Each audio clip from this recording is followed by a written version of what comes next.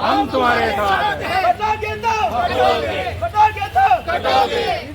साहब आगे बढ़ो। हम तुम्हारे अरे कौन आला, अरे कौन आला। एक एक करके जाने वाला। गाना सुना फिर आम्ही आंदोलन करायला आलोय।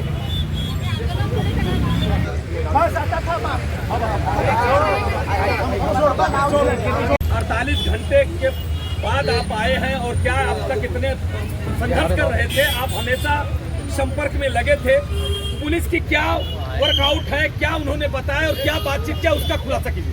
गुड़ी पड़वा के दिन जब कलश यात्रा निकल रही थी पिंपरी पाड़ा से, तो उस कलश यात्रा में शामिल होने के लिए जो बच्चे क्रांति नगर से जा रहे थे, उनके साथ बहुत ही बर्बरतापूर्वक, निर्दयतापूर्वक पठानवाड़ी के जिहादियों ने मारपीट की। उनके हाथ से भगवा झंडा छीन लिया था और वो वीडियो पूरे पठानवाड़ी में, पूरे मुंबई में प्रसारित हुआ। आज 30 तारीख को गुड़ी पड़वा थी। 30, 31, 1, 2 4 दिन होने को हैं। अभी भी सारे आरोपियों को गिरफ्तार नहीं किया गया है। मैं यही शिकायत लेकर आया था यहाँ पे कि आखिर कुरार पुलिस इतनी ढीली कार्रवाई क्यों कर रही है। तो यहाँ पर एसीपी और सीनियर पीआई दोनों बैठे थे। उन्होंने कहा कि इससे पहले जो इन्वेस्टिगेटिव ऑफिसर था वो बहुत ढीला था, उसको उन्होंने हटा दिया है। एक नए ऑफिसर को अपॉइंट किया गया, क्षीर सागर जी को, और उन्होंने कहा कि अभी तक सिर्फ 3 गिरफ्तार हुए हैं, लेकिन बहुत जल्दी उस घटना में शामिल जितने लोग हैं आने वाले 24 घंटे 48 घंटे में हम गिरफ्तार कर लेंगे। तो उस दिशा में पुलिस से मैं उम्मीद करता हूं, वरना फिर हम लोग को उतरना पड़ेगा और ढूंढ ढूंढ के ला करके पुलिस स्टेशन में खड़ा करना पड़ेगा। ये भी हमको आता है। निरुपम साहब, 1 वर्ष पहले मीरा रोड में ऐसी ही ठीक घटना हुई थी। उस समय एकनाथ शिंदे मुख्यमंत्री थे।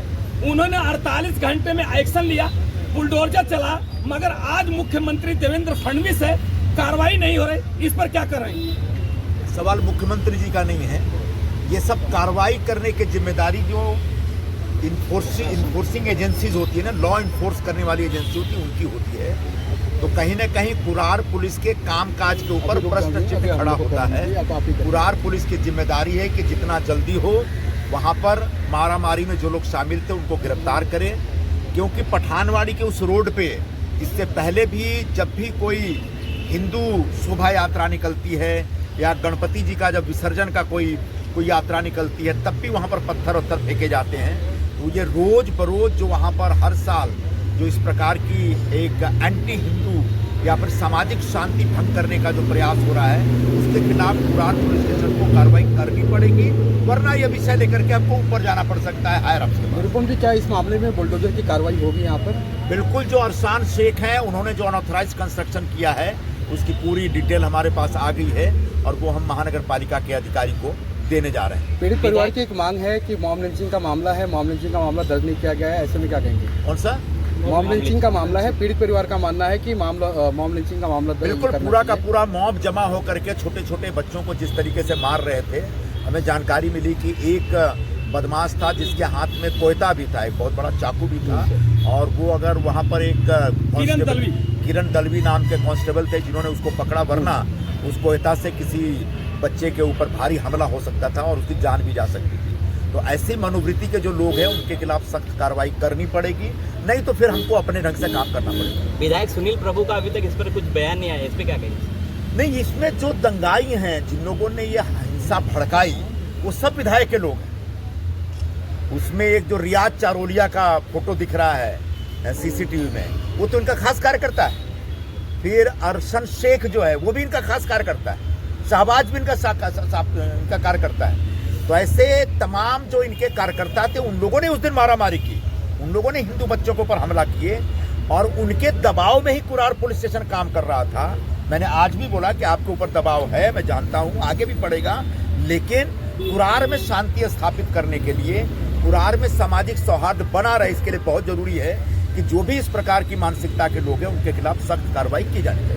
सर, जिस तरह से किरण दलवी जैसे हवलदार ने और साहसी दिखा, उसके साथ में और भी कई हवलदार थे जो उन्होंने सतर्कता बरतते हुए और जान बचाने की कोशिश की। उनके ऊपर भी कई 2-4 पुलिस वालों के ऊपर हमला हुआ है, जो कि मामले को दबाया जा रहा है, क्योंकि ये टूल नहीं दिया जा सकता। ऐसे ऑफिसरों के लिए सम्मानजनक, आप क्या कहना चाहते हैं? नहीं, ऐसे मामले को दबाने की जरूरत नहीं है। अगर किसी बदमाश ने हमारे किसी पुलिस कांस्टेबल के ऊपर भी हमला करने की कोशिश की है और उसका वीडियो है, तो डिपार्टमेंट को, कुरार पुलिस स्टेशन को वीडियो देख करके उस हिसाब से एक्शन लेना चाहिए जिन लोगों ने भी हमला करने का प्रयत्न किया है। Thank you so much. Thank you.